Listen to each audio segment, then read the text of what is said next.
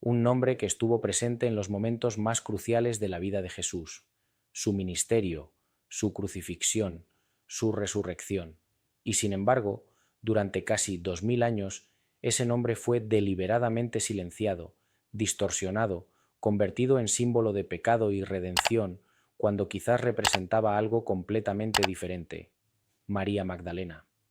Pero no la María Magdalena que te enseñaron en la escuela dominical, no la prostituta arrepentida de las pinturas barrocas, no la mujer quebrada que lavó los pies de Jesús con sus lágrimas.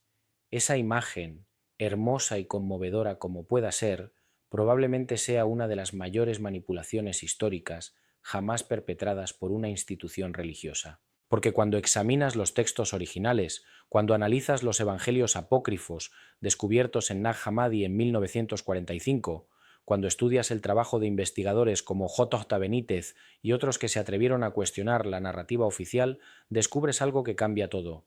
María Magdalena no era una pecadora redimida, era algo mucho más poderoso, era la discípula predilecta, la compañera, la apóstol de apóstoles, quizás incluso la esposa. Y la pregunta que debemos hacernos no es si esta verdad es real, la pregunta es, ¿por qué necesitaron ocultarla? Porque en esa respuesta se esconde una revelación sobre el poder, el control y la forma en que las instituciones religiosas construyeron su dominio sobre las mentes y los corazones de millones de personas durante siglos. Lo que descubrirás en los próximos minutos no es una teoría conspirativa, es el resultado de décadas de investigación histórica, arqueológica y teológica que ha permanecido en las sombras, ignorada por la mayoría, temida por algunos.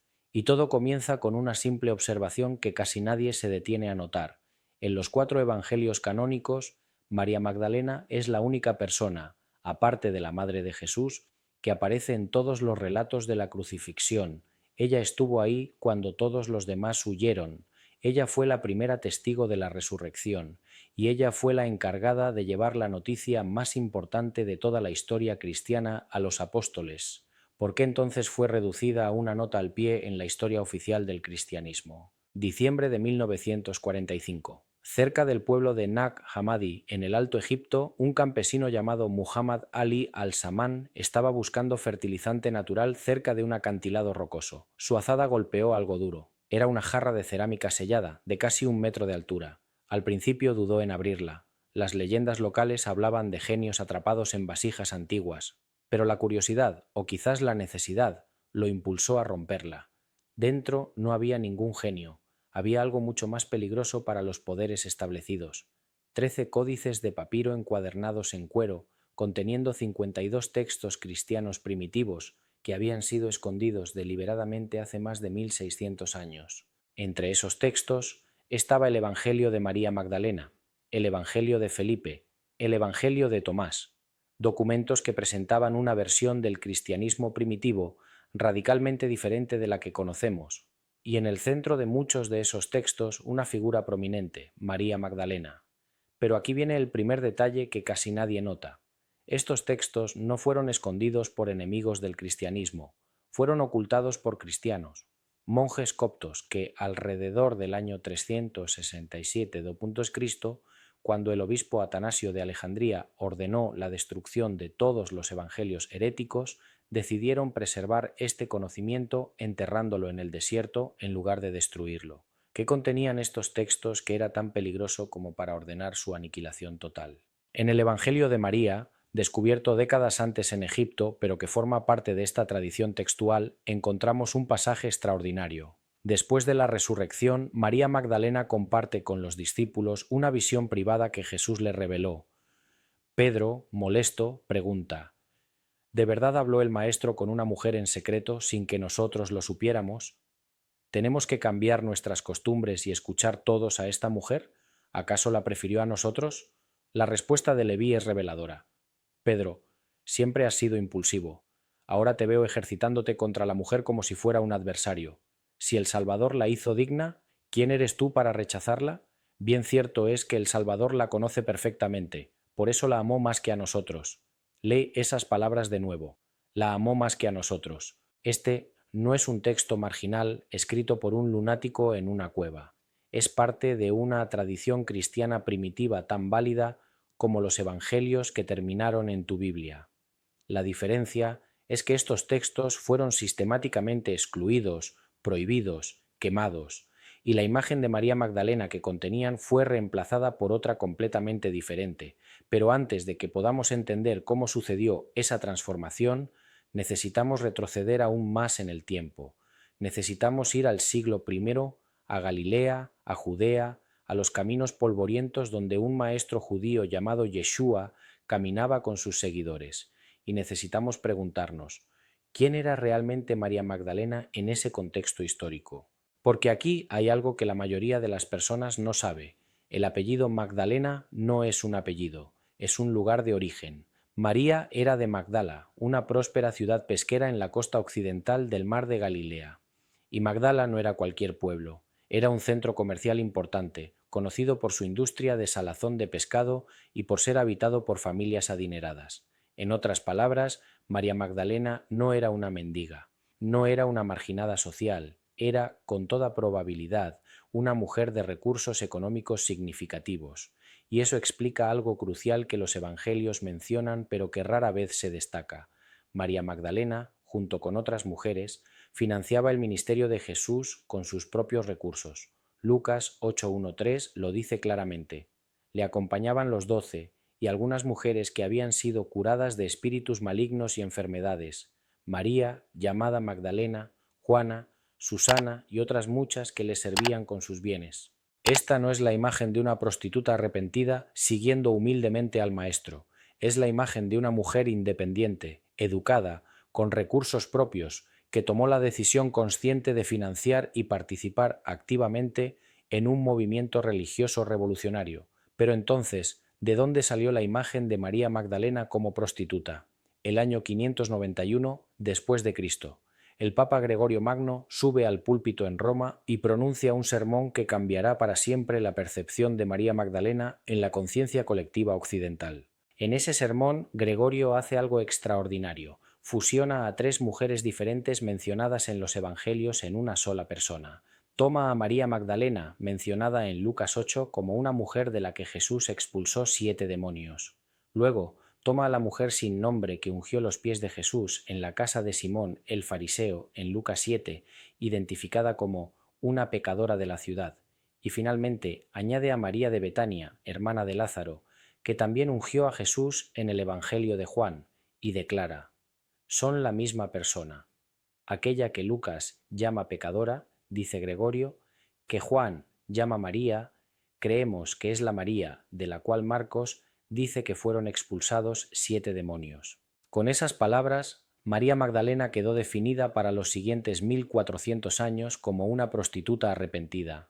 No importaba que no hubiera ninguna evidencia bíblica directa de esto. No importaba que los evangelios distinguieran claramente entre estas mujeres. La declaración papal se convirtió en dogma. Pero aquí viene lo que casi nadie te cuenta. Gregorio no estaba cometiendo un error inocente de interpretación. Estaba construyendo una narrativa teológica específica que servía a los intereses de una iglesia en proceso de institucionalización y patriarcalización. Piénsalo. En el cristianismo primitivo, las mujeres tenían roles de liderazgo significativos. Había mujeres apóstoles como Junia, mencionada por Pablo en Romanos 16:7. Había diaconisas como Febe. Había mujeres que dirigían iglesias domésticas. El movimiento de Jesús, en su origen, era radicalmente igualitario para los estándares de la época. Pero para el siglo VI, la Iglesia se había transformado en una estructura jerárquica de poder, profundamente influenciada por la filosofía grecorromana y sus conceptos sobre el género. Las mujeres fueron progresivamente excluidas del sacerdocio, del liderazgo, de la enseñanza pública, y necesitaban justificación teológica para esa exclusión. ¿Qué mejor manera de hacerlo que redefinir a la discípula más prominente de Jesús como una prostituta redimida? El mensaje era claro. Las mujeres podían ser salvadas, sí, pero desde una posición de inferioridad moral y espiritual. Podían ser perdonadas, pero no podían liderar. Podían ser redimidas, pero no podían enseñar. María Magdalena, la apóstol de apóstoles, la primera testigo de la resurrección, fue transformada en un símbolo de sumisión femenina. Y durante siglos esa imagen fue perpetuada en el arte, en la literatura, en la predicación. Pinturas de María Magdalena semidesnuda, con largos cabellos rubios, llorando a los pies de Jesús. esculturas de la pecadora arrepentida, sermones sobre la redención del pecado sexual a través de la gracia divina, todo hermoso, todo conmovedor y todo completamente falso. Pero hay más, porque mientras la Iglesia occidental construía esta narrativa de María Magdalena como prostituta, en Oriente estaba sucediendo algo diferente. La Iglesia ortodoxa oriental nunca aceptó la fusión de Gregorio Magno. En la tradición ortodoxa, María Magdalena siempre fue venerada como igual a los apóstoles, como una figura de autoridad espiritual, como la primera evangelista. ¿Por qué esta diferencia? Porque en Oriente se preservaron tradiciones más antiguas, más cercanas a las fuentes originales, y esas tradiciones contaban una historia completamente diferente sobre quién era María Magdalena y cuál era su relación con Jesús. En la tradición ortodoxa existe una leyenda hermosa. Se dice que María Magdalena viajó a Roma años después de la resurrección y obtuvo una audiencia con el emperador Tiberio. Le contó sobre Jesús, sobre su ejecución injusta, sobre la resurrección, y cuando Tiberio expresó duda, María tomó un huevo de la mesa y declaró: Cristo ha resucitado, y mientras lo decía, el huevo blanco se volvió rojo en su mano. De ahí viene, según esta tradición, la costumbre ortodoxa de los huevos rojos de Pascua. Verdadera o no, la leyenda revela algo importante. En la tradición oriental, María Magdalena no era una seguidora pasiva. Era una evangelista activa, valiente, capaz de confrontar al poder imperial con su testimonio. Pero en Occidente, esa María fue enterrada bajo capas de distorsión y moralización, y no fue hasta el siglo XX, con el descubrimiento de los textos de Nag Hammadi y el trabajo de investigadores históricos serios, que comenzamos a recuperar la verdadera historia. J. Benítez, en su monumental investigación sobre los Evangelios y la vida de Jesús, dedicó años a estudiar las fuentes antiguas, los textos apócrifos, las tradiciones conservadas fuera de los canales oficiales. Y lo que descubrió fue revolucionario. Pero antes de explorar esas revelaciones específicas, necesitamos entender algo fundamental. ¿Qué decían realmente los Evangelios canónicos sobre María Magdalena antes de que la tradición posterior los reinterpretara? Abre tu Biblia. Ve al Evangelio de Marcos, el más antiguo de los 4 evangelios canónicos, capítulo 15, versículo 40. Jesús acaba de morir en la cruz, y el texto dice: había también unas mujeres mirando desde lejos, entre las cuales estaban María Magdalena, María la madre de Jacobo el menor y de José, y Salomé, quienes, cuando él estaba en Galilea, le seguían y le servían, y otras muchas que habían subido con él a Jerusalén. Ahora ve al versículo 47. Y María Magdalena y María madre de José miraban dónde lo ponían. Capítulo 16, versículo 1. Cuando pasó el día de reposo, María Magdalena, María la madre de Jacobo y Salomé compraron especias aromáticas para ir a ungirle. Versículo 9. Habiendo, pues, resucitado Jesús por la mañana, el primer día de la semana, apareció primeramente a María Magdalena, de quien había echado 7 demonios. ¿Lo ves? María Magdalena es nombrada primero en cada lista. No es casualidad.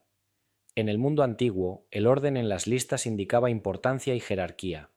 María Magdalena era la líder entre las mujeres discípulas, y fue a ella, específicamente a ella, a quien Jesús se apareció primero después de la resurrección. Ahora ve al Evangelio de Juan, capítulo 20. Es la mañana de la resurrección.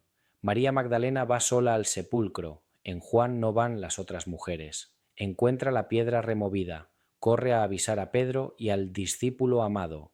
Ellos vienen, verifican que la tumba está vacía y se van a casa.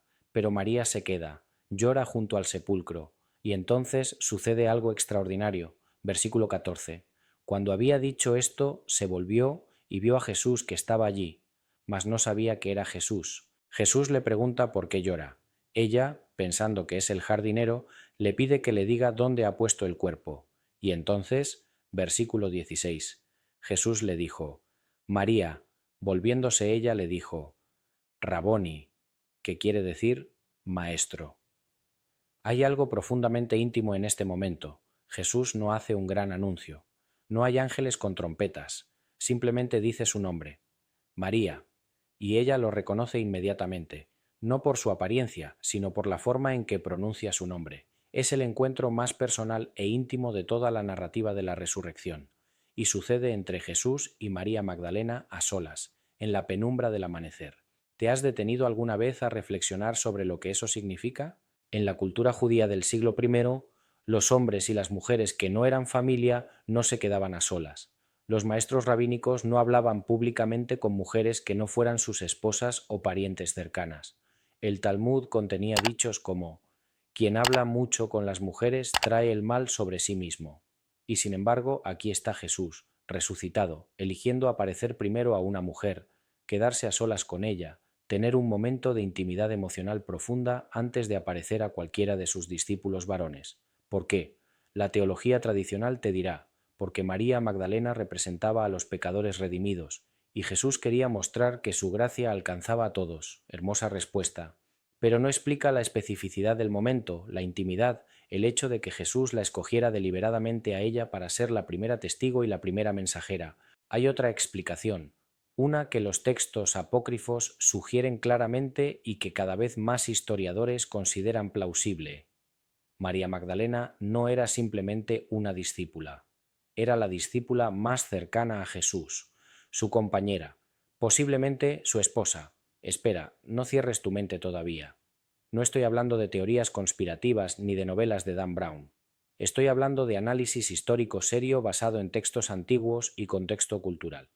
En el Evangelio de Felipe, uno de los textos de Nag Hammadi, hay un pasaje famoso, aunque dañado, que dice: la compañera del Salvador es María Magdalena.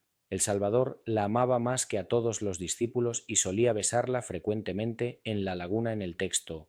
Los demás discípulos se ofendieron por ello y expresaron su desaprobación. Le dijeron: ¿por qué la amas más que a todos nosotros? El Salvador respondió y les dijo: ¿por qué no os amo a vosotros como a ella? La palabra aramea usada para compañera en este texto es koinonos, que puede significar compañera, socio, consorte o esposa. El texto está dañado justo donde probablemente decía que besaba Jesús, la boca, la frente, la mano, pero el hecho de que los discípulos expresen desaprobación sugiere que era algo más íntimo que un saludo fraternal. Pero dejemos los apócrifos por un momento, volvamos a los evangelios canónicos. ¿Sabías que en todos los evangelios, cuando se describe a los discípulos huyendo durante el arresto y crucifixión de Jesús, las mujeres permanecen? ¿Que María Magdalena está presente en la crucifixión en todos los relatos? ¿Que es ella quien se asegura de ver dónde ponen el cuerpo? ¿Que es ella quien organiza la unción del cadáver? En el mundo judío del siglo I esos eran deberes familiares, especialmente de la esposa. Y hay otro detalle curioso.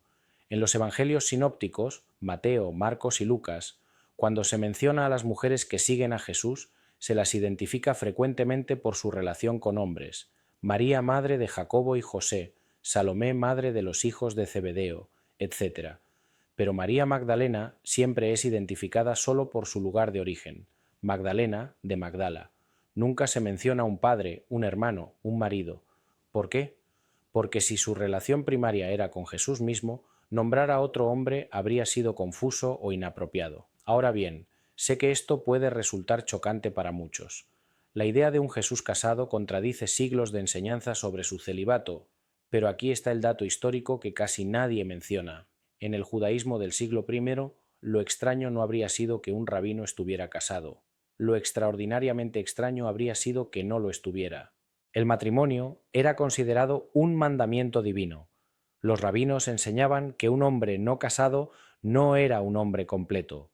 El Talmud dice: quien no tiene esposa vive sin alegría, sin bendición y sin bondad. Si Jesús hubiera sido célib, los evangelios probablemente lo habrían mencionado específicamente, porque habría sido muy inusual y habría requerido explicación. El hecho de que no se mencione sugiere que no había nada inusual en su estado marital. Pero entonces, ¿por qué no se habla de esto claramente en los evangelios? Para entender por qué los evangelios canónicos no hablan explícitamente de una posible relación matrimonial entre Jesús y María Magdalena, necesitamos entender primero quiénes escribieron estos textos, cuándo y con qué propósito. Los evangelios no son biografías modernas, son textos teológicos escritos décadas después de la muerte de Jesús para comunidades cristianas específicas que enfrentaban desafíos particulares. Marcos fue escrito alrededor del año 70 d.C., Mateo y Lucas en los años 80-90 d.C., Juan alrededor del año 90-100 d.C., Para cuando estos textos fueron escritos, el cristianismo ya se estaba expandiendo por el Imperio Romano, enfrentando persecución, desarrollando estructura organizacional y navegando cuestiones de identidad teológica. Los evangelios fueron escritos para fortalecer la fe de las comunidades, no para proporcionar detalles personales exhaustivos sobre la vida de Jesús. Además, los autores de los evangelios escribieron desde dentro de un contexto cultural que consideraba los asuntos privados, especialmente relacionados con las mujeres, como inapropiados para discusión pública. El enfoque estaba en el mensaje, la enseñanza, los milagros, la muerte y resurrección, no en la vida doméstica. Pero aún así, si lees con atención, hay indicios. Considera el relato de las bodas de Caná en Juan 2. Es el primer milagro de Jesús. Su madre le informa que se ha acabado el vino. Jesús inicialmente se resiste.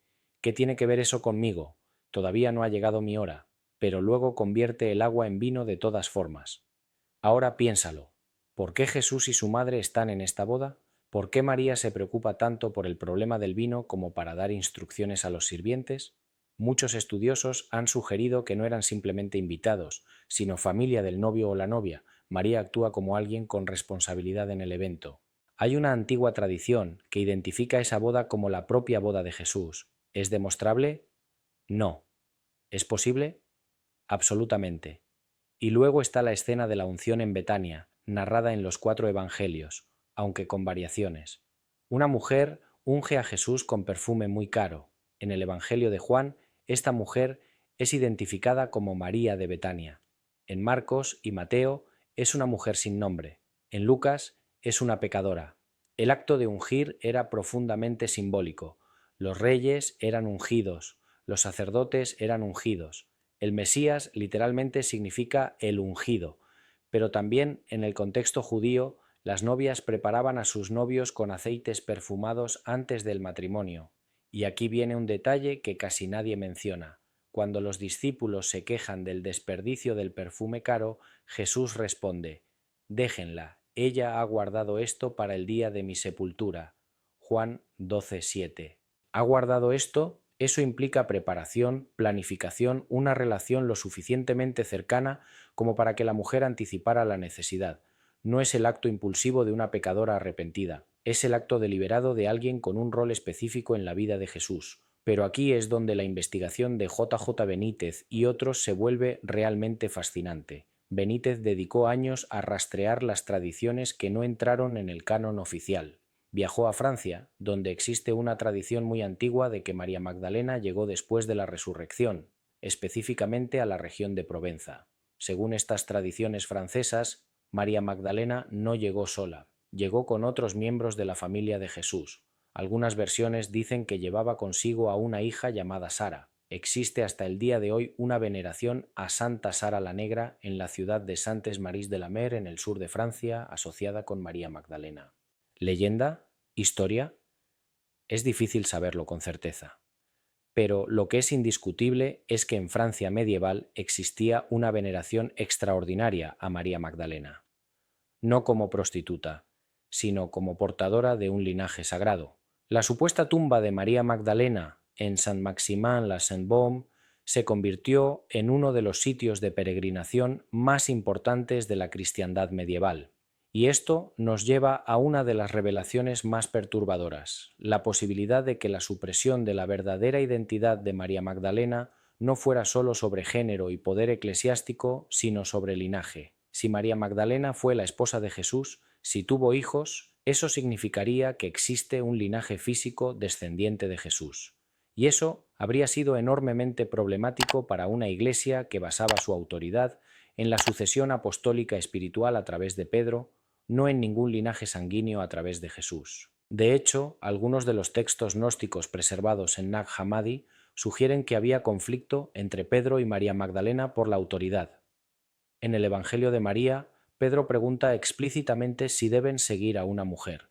En el Evangelio de Tomás, Pedro dice: «Que María salga de entre nosotros, porque las mujeres no son dignas de la vida». Y Jesús responde críptica y desafiantemente: Estos conflictos textuales probablemente reflejan conflictos reales en las primeras comunidades cristianas, entre una rama del cristianismo que valoraba el liderazgo femenino y las enseñanzas transmitidas a través de María Magdalena, y otra rama, eventualmente victoriosa, que consolidó el poder masculino a través de la jerarquía apostólica. La historia, como sabemos, la escriben los vencedores. Y en este caso, los vencedores fueron los padres de la Iglesia que establecieron el canon, que definieron la ortodoxia, que construyeron la estructura jerárquica que conocemos hoy.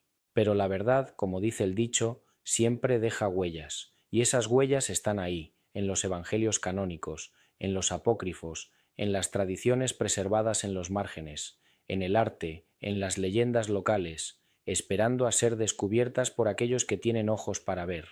Uno de los análisis más reveladores que Benítez realizó fue comparar la forma en que los evangelios describen la relación de Jesús con diferentes personas. Con sus discípulos varones, la relación es de maestro-estudiante, con las multitudes es de sanador y predicador, con los niños es de ternura paternal, pero con María Magdalena hay algo diferente, hay una conexión emocional que trasciende estos roles. En el momento de la resurrección, cuando Jesús dice María y ella responde Raboni, no es solo reconocimiento, es intimidad profunda expresada en una sola palabra. Y luego viene lo que Jesús dice a continuación: no me toques, porque aún no he subido al Padre. O en otras traducciones, no me retengas. ¿Por qué le dice esto específicamente a María? Porque evidentemente ella intentó abrazarlo, sujetarlo. Es la reacción natural de alguien que ha perdido a quien ama profundamente y de repente lo encuentra vivo. Pero también revela la naturaleza de su relación, una en la que el contacto físico, el abrazo, era natural y esperado. Contrasta esto con la aparición de Jesús a Tomás una semana después, donde Jesús explícitamente invita a Tomás a tocarlo, a poner su dedo en las heridas. Con Tomás, el tacto es evidencia; con María, el tacto es intimidad, y Jesús suavemente la redirige porque su misión ahora requiere que ella lo suelte, que vaya y anuncie. Ve y di a mis hermanos, le ordena Jesús. Y aquí está otro detalle profundo. Es la primera vez en el Evangelio de Juan que Jesús llama a sus discípulos hermanos. Antes eran siervos, amigos, discípulos. Ahora, después de la resurrección, son hermanos. Y es a través de María Magdalena que se transmite esta nueva relación. Ella es la apostola apostolorum, la apóstol de los apóstoles.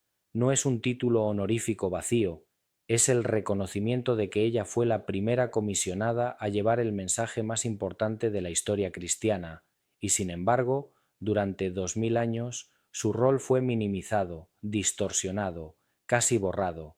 Pero aquí hay un detalle que casi nadie ha notado y que nos lleva a la siguiente revelación. El 7 de diciembre del 2012, en el Congreso Internacional de Estudios Coptos celebrado en Roma, la profesora Karen King de la Universidad de Harvard presentó un fragmento de papiro del tamaño de una tarjeta de crédito que contenía texto en copto antiguo. 8 líneas en el anverso, 6 en el reverso, y en la cuarta línea del anverso una frase que hizo que el mundo se detuviera. Jesús les dijo: mi esposa. El fragmento, que King llamó el Evangelio de la esposa de Jesús, causó controversia inmediata. ¿Era auténtico? ¿Era una falsificación moderna? Los debates fueron intensos. Análisis científicos del papiro y la tinta sugirieron que era antiguo, probablemente del siglo IV. Otros expertos señalaron irregularidades y declararon que era falso. Pero aquí está lo que casi nadie menciona en medio de la controversia. Auténtico o no, ese fragmento no estaba inventando una idea nueva. Estaba reflejando una tradición que existía en el cristianismo primitivo, una tradición de que Jesús tuvo una esposa, y esa esposa, según múltiples fuentes antiguas, era María Magdalena. En el ya mencionado Evangelio de Felipe no solo se la llama compañera, sino que se dice explícitamente que Jesús la amaba más que a los otros discípulos. En el Evangelio de María, ella recibe enseñanzas privadas que otros no reciben. En el Diálogo del Salvador, otro texto de Nag Hammadi, María es presentada como una de los 3 discípulos que reciben revelaciones especiales y es alabada como la mujer que conoce el todo. ¿Por qué estas tradiciones existían en el cristianismo primitivo si no tenían base en la realidad histórica? La respuesta convencional es que estos eran textos gnósticos, heréticos, que promovían enseñanzas falsas.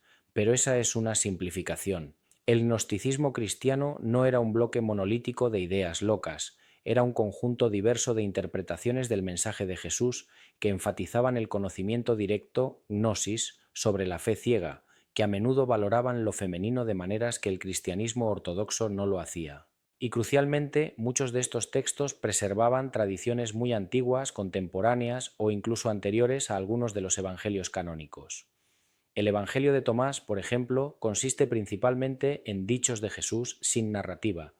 Muchos estudiosos creen que representa una tradición de enseñanzas orales extremadamente temprana, posiblemente tan antigua como las fuentes usadas por Mateo y Lucas para sus evangelios. Entonces, cuando estos textos presentan a María Magdalena en un rol prominente, no están inventando, están preservando memorias de las primeras comunidades cristianas que conocían a María Magdalena como algo más que una seguidora marginal. Pero hay algo aún más profundo aquí, algo que J. Benítez exploró extensamente en su trabajo, la cuestión de por qué importa. ¿Por qué debería importarnos si Jesús estuvo casado o no? ¿Cambia su mensaje? ¿Cambia su sacrificio? ¿Cambia la resurrección? Y aquí llegamos al corazón de por qué esta verdad fue suprimida. No cambia el mensaje de Jesús, cambia nuestra comprensión de la encarnación, cambia nuestra teología sobre la naturaleza humana, cambia todo lo que la Iglesia construyó sobre el celibato, sobre el género, sobre el poder. Si Jesús estuvo casado, entonces el matrimonio no es inferior al celibato. Si Jesús amó a una mujer románticamente, entonces el amor romántico y sexual no es inferior al amor espiritual. Si Jesús confió en una mujer como su compañera más cercana y su primera testigo, entonces las mujeres no pueden ser consideradas espiritualmente inferiores a los hombres. Toda la estructura que la Iglesia construyó para justificar el celibato obligatorio del clero, para excluir a las mujeres del sacerdocio, para elevar la virginidad como ideal espiritual superior al matrimonio, todo eso se derrumba si Jesús mismo vivió una vida plenamente humana que incluía el amor romántico y posiblemente la paternidad. Y esa es la verdadera razón de la supresión. No era sobre María Magdalena específicamente, era sobre el control, control sobre la sexualidad, control sobre las mujeres, control sobre la interpretación de lo que significa ser plenamente humano y plenamente espiritual. Porque si Jesús, siendo completamente divino, eligió también ser completamente humano, incluyendo la experiencia del amor conyugal, entonces todos esos dualismos que la Iglesia heredó de la filosofía griega, esa separación entre carne y espíritu, entre lo físico y lo sagrado, entre el cuerpo y el alma, todo eso se revela como falso. Esta es la razón por la que la figura de María Magdalena tuvo que ser controlada, redefinida, domesticada. No podía permanecer como la igual de los apóstoles, porque eso amenazaba la estructura de poder que estaba siendo construida. Existe un documento fascinante llamado Pistis Sophia, un texto gnóstico del siglo III. En él, María Magdalena hace 39 de las 46 preguntas dirigidas a Jesús. Es claramente presentada como la principal interlocutora, la que mejor comprende, la que busca más profundamente. Y en un momento dado Jesús le dice: María, tú eres más bendita que todas las mujeres sobre la tierra, porque tú serás la plenitud de todas las plenitudes y la perfección de todas las perfecciones.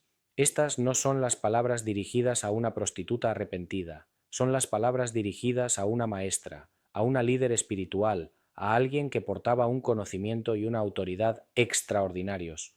Pero esa María no podía ser permitida en la narrativa oficial, tenía que ser reemplazada por una María más segura, más controlable, más conveniente para las estructuras de poder emergentes. Y durante casi 2000 años esa estrategia funcionó. La mayoría de los cristianos nunca supieron que había otra historia, nunca vieron los evangelios apócrifos, nunca cuestionaron por qué una figura tan prominente en los evangelios canónicos fue relegada a una nota al pie en la teología y la tradición.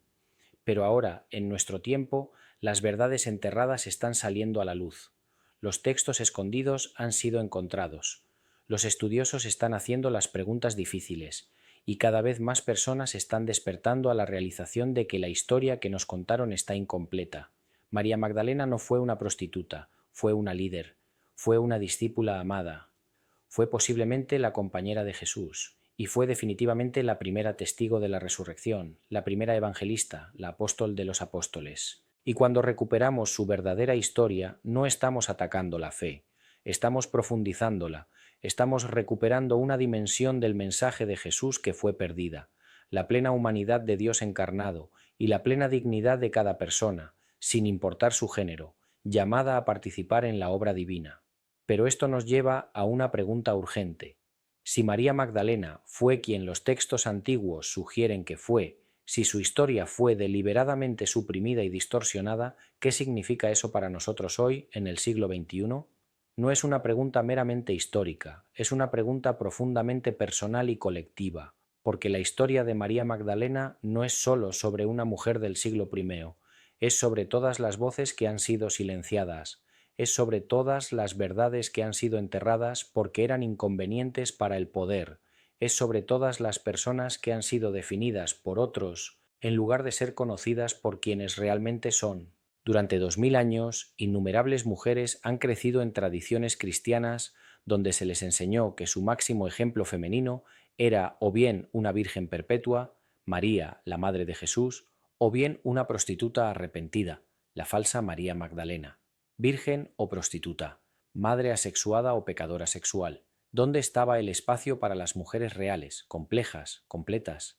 ¿Dónde estaba el modelo de una mujer como líder espiritual, como maestra, como igual en autoridad y sabiduría? Estaba ahí, en María Magdalena, pero fue escondida, y el costo de esa supresión no fue solo simbólico, fue real, tangible, medido en millones de vidas a lo largo de la historia. Fue medido en cada mujer que fue excluida del liderazgo religioso porque las mujeres no pueden enseñar, en cada niña que aprendió que su cuerpo era fuente de tentación y pecado, en cada vocación femenina al ministerio que fue rechazada porque Cristo eligió solo hombres como apóstoles. Excepto que Él no lo hizo. Él eligió a María Magdalena como la primera testigo, la primera mensajera, la primera evangelista, y ella fue apóstol, tan ciertamente como Pedro o Juan o cualquier otro, pero esa verdad tuvo que ser enterrada para mantener un sistema de poder.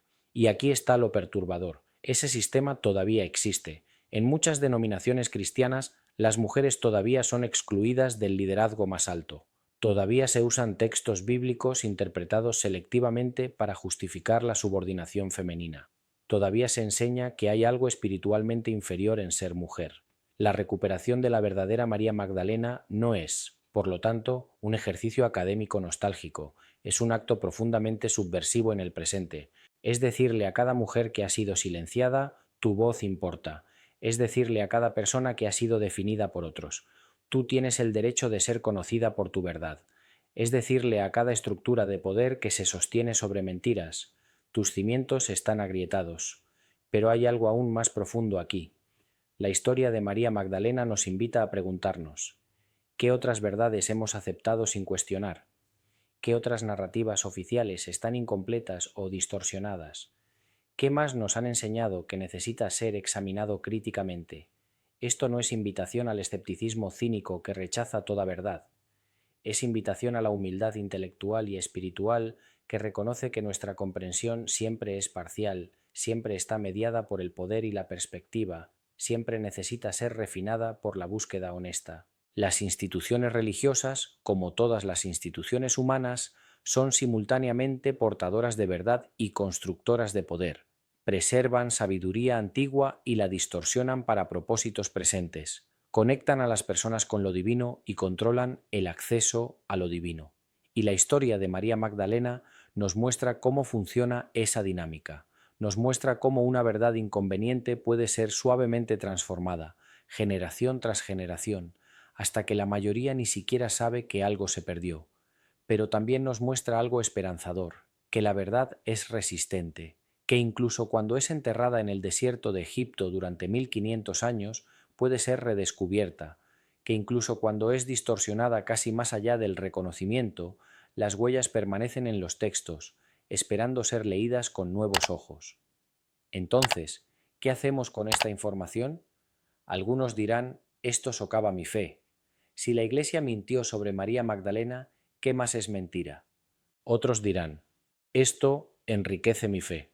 Muestra que Jesús fue más plenamente humano de lo que pensé y que el movimiento que inició fue más radical e inclusivo de lo que las instituciones posteriores admitieron. No te voy a decir cuál respuesta deberías tener, pero te invito a considerar esto. La fe auténtica no teme a la verdad. La fe auténtica no necesita mentiras piadosas o medias verdades para sostenerse. Si la historia de Jesús es verdadera, entonces puede soportar la investigación histórica honesta. Si su mensaje es eterno, entonces no se derrumba cuando descubrimos que las instituciones humanas que lo transmitieron también lo distorsionaron en el proceso. De hecho, podría argumentarse que recuperar la verdad sobre María Magdalena nos acerca más al Jesús histórico, no nos aleja. Nos muestra a un maestro que valoraba a las mujeres como iguales en un contexto cultural donde eso era revolucionario. Nos muestra a un líder que confiaba en una mujer para llevar su mensaje más importante. Nos muestra a un ser humano que experimentó amor, intimidad, conexión profunda. Y eso hace que su enseñanza sobre el amor sea más poderosa, no menos, porque él no habló sobre el amor desde una distancia divina desencarnada. Habló sobre el amor como alguien que conocía sus alegrías y sus dolores, sus profundidades y sus riesgos. Esto también tiene implicaciones para cómo leemos la Biblia. Nos recuerda que las escrituras no bajaron del cielo completamente formadas.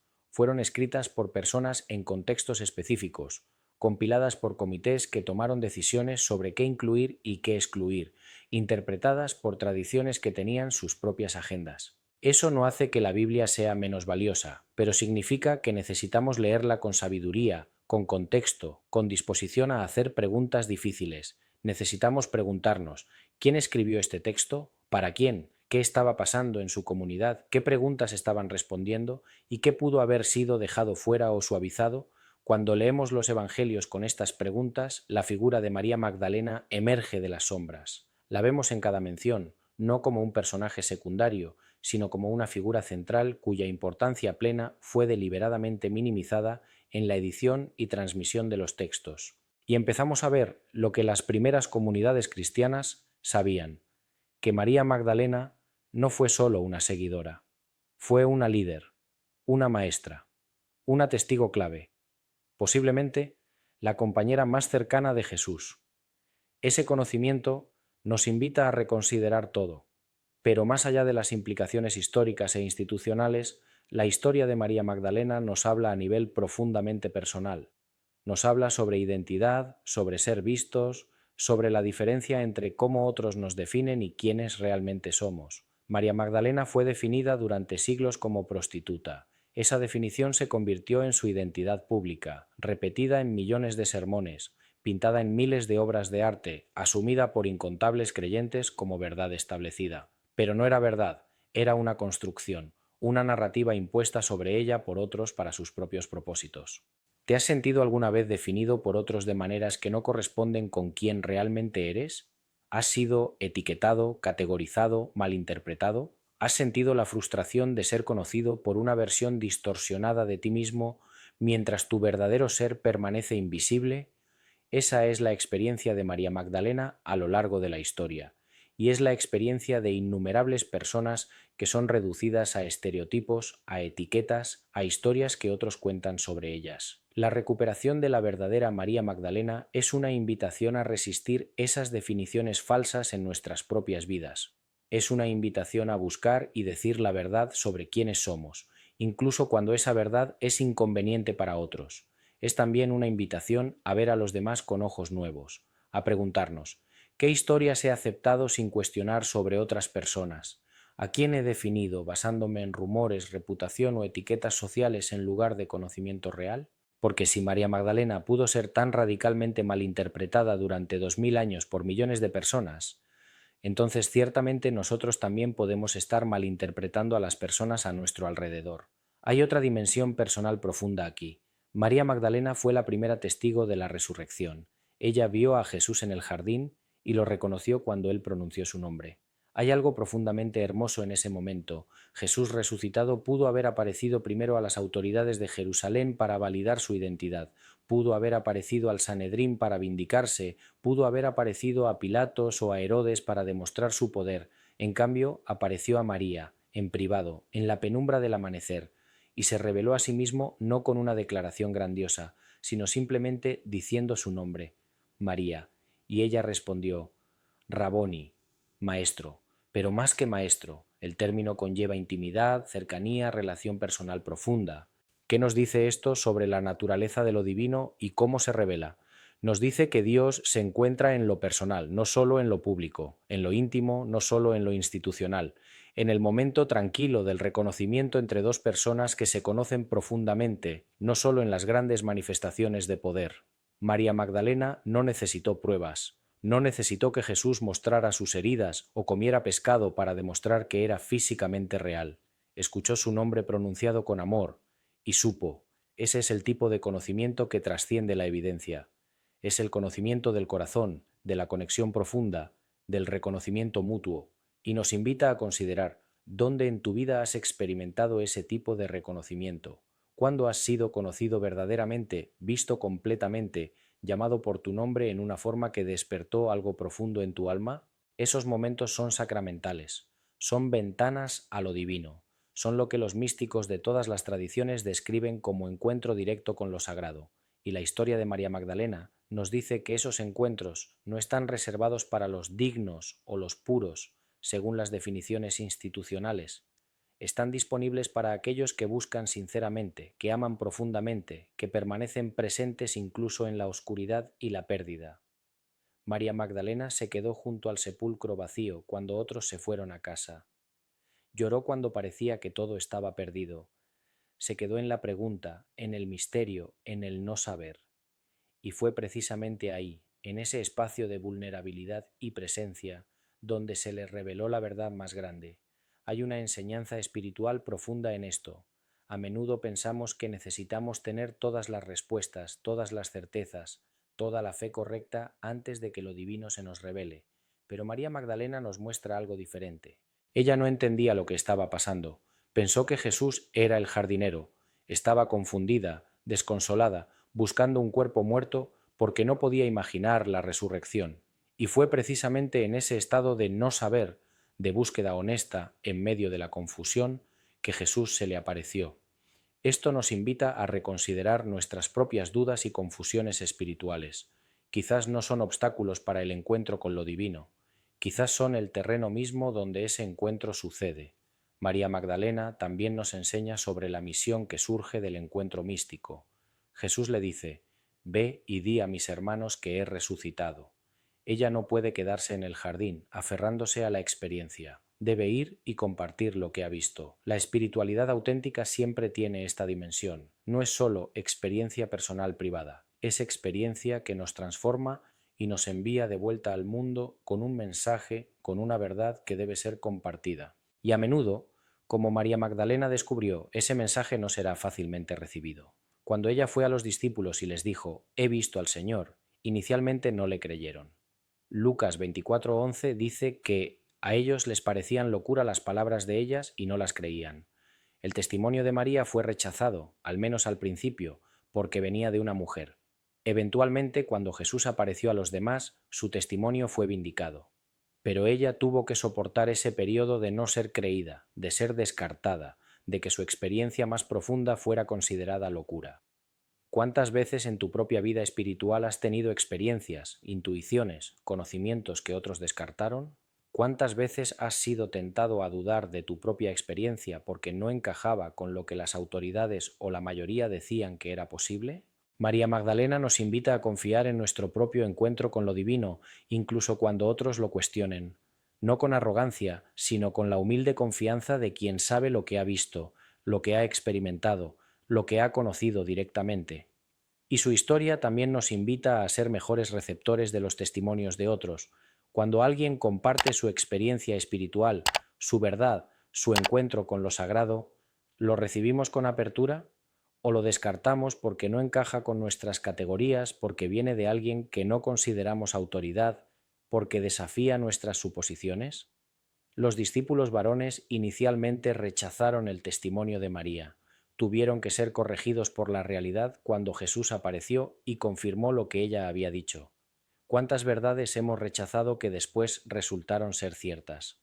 ¿Cuántas voces hemos silenciado que estaban hablando sabiduría? Entonces llegamos al final de este viaje a través de la historia olvidada de María Magdalena, pero quizás final no es la palabra correcta, porque lo que hemos explorado aquí no es simplemente historia pasada, es presente vivo, es pregunta abierta, es invitación continua.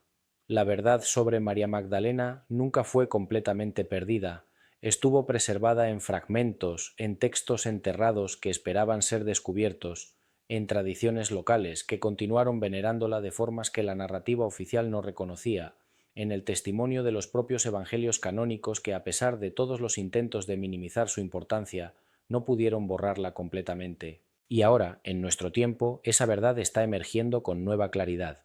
Estudiosos de todo el mundo están reexaminando los textos antiguos. Iglesias están comenzando a reconocer oficialmente el error de identificarla como prostituta. El 22 de julio, su fiesta litúrgica fue elevada en 2016 por el Papa Francisco al rango de fiesta en el calendario católico, igual en dignidad a la de los apóstoles varones. Estos son pequeños pasos, pero son significativos. Son reconocimientos de que algo estuvo mal durante mucho tiempo y que es hora de corrección.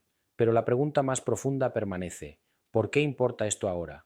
¿Por qué en este momento de la historia esta verdad está saliendo a la luz con tanta fuerza? Quizás porque vivimos en un tiempo donde las estructuras antiguas de poder están siendo cuestionadas como nunca antes, donde las voces que fueron silenciadas durante siglos están encontrando maneras de hablar, donde las narrativas oficiales están siendo desafiadas por aquellos que fueron marginados en esas narrativas. La historia de María Magdalena es, en muchas formas, la historia de toda voz silenciada, toda verdad suprimida, toda identidad distorsionada por el poder, y su recuperación es parte de un movimiento más grande de recuperación de verdades olvidadas, de historias no contadas, de perspectivas que fueron consideradas irrelevantes o peligrosas por aquellos en posiciones de autoridad. Esto no es ataque a la fe, es profundización de la fe, es el reconocimiento de que la verdad de Jesús es más grande, más radical, más inclusiva de lo que las instituciones que llevan su nombre a menudo han admitido. Jesús valoró a una mujer como su discípula más cercana en una cultura que consideraba a las mujeres como inferiores. Confió a una mujer el mensaje más importante de la historia en una sociedad que no aceptaba el testimonio de mujeres en las cortes legales. Apareció primero a una mujer después de su resurrección, dándole autoridad apostólica que las instituciones posteriores intentaron negarle. Ese es el Jesús histórico, radical, subversivo, transformador, y María Magdalena fue su compañera en esa revolución espiritual, no como una seguidora pasiva, sino como una participante activa, una líder, una maestra por derecho propio.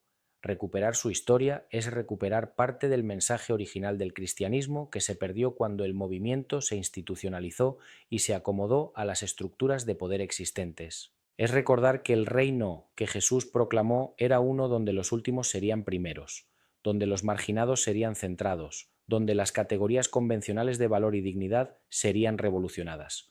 Pero esta recuperación no puede quedarse en el pasado, tiene que informar el presente y el futuro.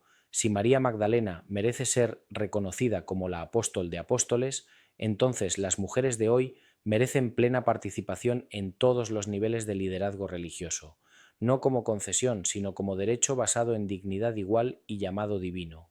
Si las verdades sobre María Magdalena fueron suprimidas para mantener estructuras de poder, entonces debemos preguntarnos: ¿qué otras verdades están siendo suprimidas hoy? ¿Qué otras voces están siendo silenciadas? ¿Qué otras historias necesitan ser contadas? Y personalmente, íntimamente, la historia de María Magdalena nos invita a reflexionar: ¿quién soy yo realmente, más allá de las definiciones que otros han impuesto sobre mí? ¿Qué verdades sobre mí mismo he enterrado porque eran inconvenientes o inaceptables para otros? ¿Dónde he aceptado narrativas falsas sobre mi identidad, mi valor, mi llamado? María Magdalena esperó 2000 años para que su verdadera historia fuera conocida. Tu historia no tiene que esperar tanto, tu verdad no tiene que permanecer enterrada. Y cuando finalmente tienes el coraje de ser visto, de ser conocido, de decir la verdad sobre quién eres y qué has experimentado, descubres lo que María Magdalena descubrió en el jardín esa mañana de resurrección: que la verdad te libera, que ser reconocido en tu plenitud es una experiencia de lo divino, que tu voz, tu testimonio, tu historia importan. El viaje de María Magdalena, desde las sombras de la historia hasta el reconocimiento que merece, no ha terminado. Continúa cada vez que alguien cuenta su historia verdadera, cada vez que alguien cuestiona las narrativas oficiales, cada vez que alguien se niega a aceptar definiciones impuestas y reclama su propia identidad y autoridad. y su historia te invita a una pregunta final, una pregunta que no tiene respuesta fácil, una pregunta que tendrás que vivir más que responder. Si aquello que te han enseñado sobre María Magdalena estuvo equivocado durante 2000 años, ¿qué más podría estar equivocado? Y más importante aún, ¿tienes el coraje de buscar la verdad incluso cuando esa verdad desafía todo lo que pensabas que sabías? María Magdalena tuvo ese coraje. Se quedó en el jardín cuando otros se fueron. Buscó incluso cuando parecía no haber esperanza. Y por eso fue la primera en ver, la primera en saber, la primera en llevar las buenas nuevas. La pregunta no es si ella merece ese reconocimiento, claramente lo merece. La pregunta es, ¿estamos listos para recibirlo? ¿Estamos listos para permitir que su verdadera historia transforme nuestra comprensión del cristianismo, de lo divino, de nosotros mismos? Esa pregunta permanece abierta, y la respuesta la escribes tú con tu vida, con tus elecciones, con tu disposición a buscar la verdad sin importar dónde te lleve. María Magdalena ya no está silenciada,